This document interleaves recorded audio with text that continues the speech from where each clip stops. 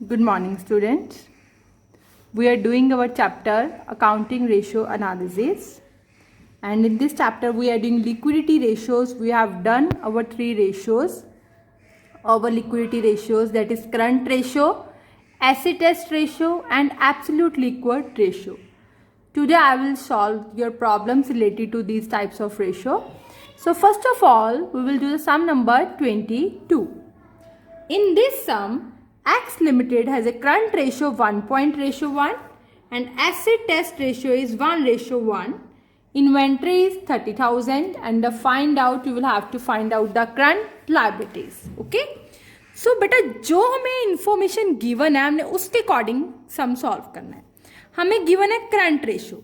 So first of all हम formula लगाते हैं करंट रेशो का, that is current assets over current liabilities. मैंने आपको बताया था जब हमें कोई दोनों चीजें गिवन ना हो, ना एसेट्स और लायबिलिटीज हो, तो हम एक चीज को लेट कर लेते हैं एक्स. किसको? करंट लायबिलिटी को. तो करंट एसेट्स मेरे पास क्या आ गई, फिर देखो 1.5x. Okay, then next acid test ratio.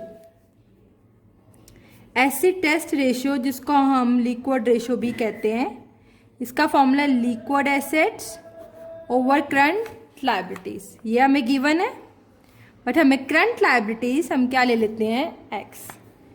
सो हमारे पास लिक्विड एसेट्स कितनी आ गई, liquid assets is equal to 1x. Okay done. अब हमने निकालना क्या है, करंट लायबिलिटीज हमने निकालनी है. ठीक है, तो वो कैसे निकालेंगे देखो. अब हमें और क्या गिवन है, इन्वेंट्री गिवन है. सो हम कौन सा फॉर्मूला लगा सकते हैं, लिक्विड एसेट्स का, जिसका फॉर्मूला है करंट एसेट्स माइनस स्टॉक. ठीक है ना, जो हमें गिवन है हमें तो उसके अकॉर्डिंग की सम निकालना पड़ेगा. लिक्विड एसेट्स आ गई बेटा 1x, करंट एसेट्स है 1.5x, स्टॉक हमें गिवन है date is 30,000. 1x minus 1.5x minus 30,000, ये आ गया माइनस 0.5x आ गया.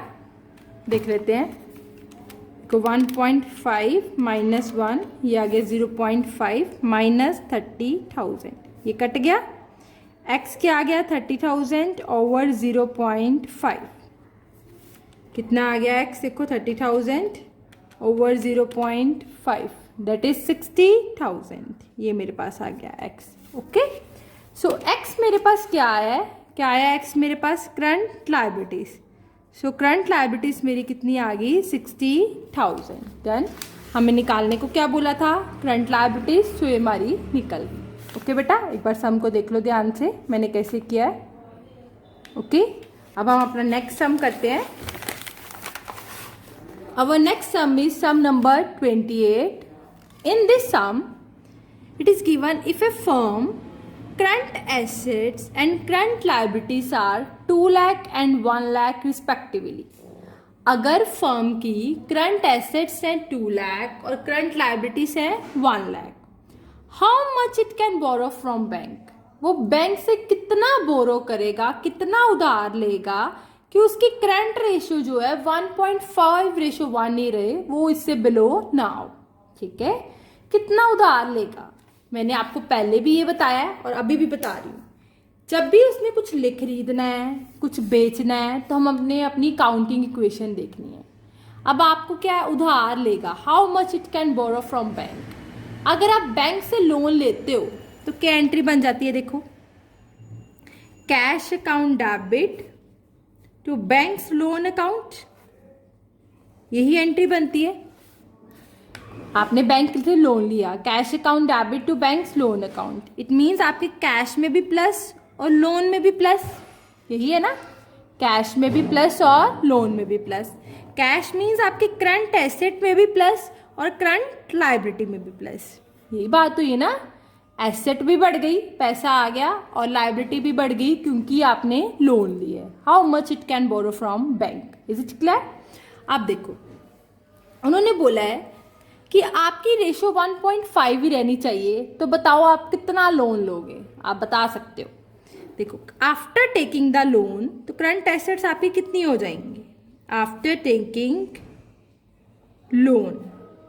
करंट एसेट्स कितनी हो जाएंगी, जो करंट एसेट्स आपके पास ऑलरेडी हैं बिफोर टेकिंग लोन प्लस जितना आप लोन लोगे। आपको नहीं पता आप कितना बोरो करोगे, लेट कर लिया आपने, लेट अमाउंट बोरोड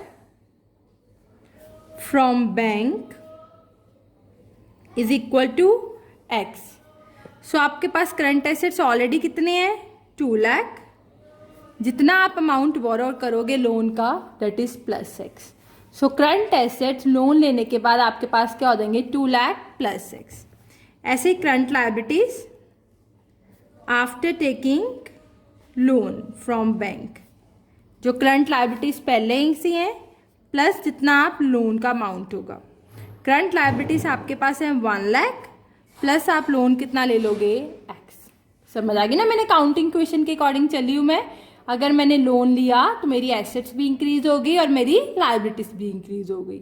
सो मेरी एसेट्स थी 2 लाख, अब लोन लेने से होगी 2 लाख प्लस एक्स, क्योंकि मुझे लोन का अमाउंट नहीं पता। लायबिलिटीज थी 1 लाख, लोन लेने के बाद होगी 1 lakh plus x. Okay, so current ratio कितनी रहनी चाहिए मेरी, 2:1। So current assets after taking loan over current liabilities after taking loan. Current ratio आपकी कितनी होनी चाहिए, 1.5/1। So current assets after taking loan कितनी आ गई आपके पास, 2 लाख प्लस एक्स, और करंट लायबिलिटी कितनी आ गई, 1 लाख प्लस एक्स। सो हम क्रॉस मल्टीप्लाई कर देते हैं इसको, 1.5 1 lakh plus X and that is the 2 lakh plus X. Clear है, 1.5 इंटू 1 लाख, ये आ गई 1,50,000 plus 1.5x is equal to 2 lakh plus X. Then इधर ले आए, 1,50,000 minus 2 lakh and x minus 1.5x, ये आ गया माइनस 0.5x, ये आ गया माइनस 50,000। माइनस के साइन का जरूर ध्यान रखना क्योंकि ये सम बहुत गलत करवाते हैं। सो 50,000 over 0.5, 50,000 over 0.5 that is 1 lakh. कितना आ गया, 1 लाख, मीन्स x आपके पास कितना आ गया, 1 लाख। सो x आपका कितना है, अमाउंट बोरोड फ्रॉम बैंक। सो आप कितना अमाउंट बोरो करोगे बैंक से, 1 लाख, तब आपकी रेशियो 1.5:1 ही रहेगी। आप नीचे लिख देना 10, amount borrowed from bank is equal to 1 lakh. Okay done. एक बार सम को देख लो ध्यान से मैंने कैसे किया है, आई होप आपको क्लियर हो गया हो। सो अब हम नेक्स्ट सम करते हैं। Next is calculate the absolute cash ratio, जिसको हम बोलते हैं एब्सोल्यूट लिक्विड रेशियो। आपको 2 ईयर की इंफॉर्मेशन गिवन है, सो आपको 2 ईयर का निकाल लेना, ठीक है। ईयर 1 का भी निकालना है आपको और ईयर 2 का भी निकालना है। ओके, आपको एब्सोल्यूट लिक्विड रेशियो, सबसे पहले हम फॉर्मूला लगाते हैं। एब्सोल्यूट, ये सम आ जाता होता है, प्लीज इसको ध्यान से करना। Liquid ratio is equal to absolute liquid assets over current liabilities. इसका भी लिख लेते हैं ईयर 2 का, साथ साथ चलते हैं। Absolute liquid ratio is equal to absolute liquid assets over current liabilities. ठीक है बेटा। अब एब्सोल्यूट लिक्विड एसेट्स कैसे निकालनी है, ये देखो यहाँ जगह छोड़ देती हूँ मैं। देखो फर्स्ट ईयर में मेरे पास करंट लायबिलिटीज है 4 लाख, मैंने लिख दिया, ये हो गया। नेक्स्ट ईयर में मेरे पास है 5 लाख, ये भी लिख दिया, ठीक है, यहाँ जगह छोड़ दी मैंने। अब प्रॉब्लम है, मुझे चाहिए एब्सोल्यूट लिक्विड एसेट्स। क्या फॉर्मूला होता है इसका, absolute liquid assets is equal to cash in hand plus cash at bank plus short term marketable securities. यहाँ पे भी लिख लेते हैं, absolute liquid assets is equal to cash in hand plus cash at bank plus short term marketable securities. Done. अब आप सब में देखो, आपको फर्स्ट ईयर का कैश इन हैंड भी गिवन है और कैश एट बैंक भी गिवन है, date is 15,000 and plus 50,000। Second year का भी आपको गिवन है 5,000 प्लस 70,000। यहां तक तो बेटा सम सिंपल है। प्रॉब्लम है बेटा यहां पे, आपको गिवन है बेटा total investment that is the 2 lakh और टोटल इन्वेस्टमेंट की मार्केट वैल्यू है 1,75,000। टोटल इन्वेस्टमेंट है 2 लाख और उनकी मार्केट वैल्यू है 1,75,000। हमें कौन सी चाहिए? शॉर्ट टर्म मार्केटेबल सिक्योरिटी, मतलब शॉर्ट टर्म इन्वेस्टमेंट चाहिए। हमारी टोटल इन्वेस्टमेंट में 2 इन्वेस्टमेंट होती हैं। देखो, टोटल इन्वेस्टमेंट में बेटा हमारी 2 इन्वेस्टमेंट होती हैं। एक होती है ट्रेड इन्वेस्टमेंट, एक होती है शॉर्ट टर्म इन्वेस्टमेंट। एक होती है ट्रेड और एक होती है शॉर्ट टर्म। अब हमें टोटल इन्वेस्टमेंट देखो कितनी गिवन है, दैट इज 2 लाख, जिसमें से ट्रेड है 50,000। टोटल है 2 लाख और ट्रेड है 50,000 और short term investment first year की कितनी आ गई आपके पास? 1,50,000। आई होप ये आप क्लियर हो गया हो। ठीक है, अब हमने शॉर्ट टर्म इन्वेस्टमेंट तो निकाल ली। अगर हमें ये चीज ना गिवन होती बेटा, market value of कॉटी total investment, फिर हमने यहाँ पे शॉर्ट टर्म इन्वेस्टमेंट लिख देनी थी 1,50,000। बट अब हमें प्रॉब्लम क्या है, हमें टोटल इन्वेस्टमेंट की मार्केट वैल्यू गिवन है। अगर हमें टोटल इन्वेस्टमेंट की मार्केट वैल्यू गिवन है, सो हमें शॉर्ट टर्म इन्वेस्टमेंट की निकालनी है मार्केट वैल्यू क्या होगी। Okay, market value of short term investment ये कैसे आई? देखो, टोटल इन्वेस्टमेंट आपके पास 2 लाख और मार्केट वैल्यू है उसकी 1,75,000। 2 लाख वाले इन्वेस्टमेंट की टोटल इन्वेस्टमेंट की मार्केट वैल्यू है 1,75,000। ठीक है बेटा, हमने यूनिटरी मेथड, हमें किसकी चाहिए? शॉर्ट टर्म की। 1,50,000 की निकाल लेनी है। कैसे आएगा? 1,75,000 ओवर 2 लाख इंटू 1,50,000। समझे मेरी बात? एक तो हमें टोटल इन्वेस्टमेंट गिवन थी, हमें चाहिए थी शॉर्ट टर्म, तो total equal to trade plus short term, हमने शॉर्ट टर्म निकाल ली। ये क्लियर हो गया? ईयर फर्स्ट की बात कर रही हूं। दूसरा, हमें शॉर्ट टर्म की कौन सी इन्वेस्टमेंट चाहिए थी? Market value. हमें टोटल की मार्केट वैल्यू गिवन थी, सो हमने शॉर्ट टर्म की निकाल ली। ठीक है, टोटल की 2 लाख की है 1,75,000, 1,50,000 की यूनिटरी मेथड से निकाल ली। 1,75,000 ओवर 2 लाख इंटू 1,50,000, ये आ गई 131,250। ओके बेटा, डन। ऐसे ही हम ईयर 2 का सेम निकाल लेंगे। हमें ये चाहिए market value of short term investment. This is a market value of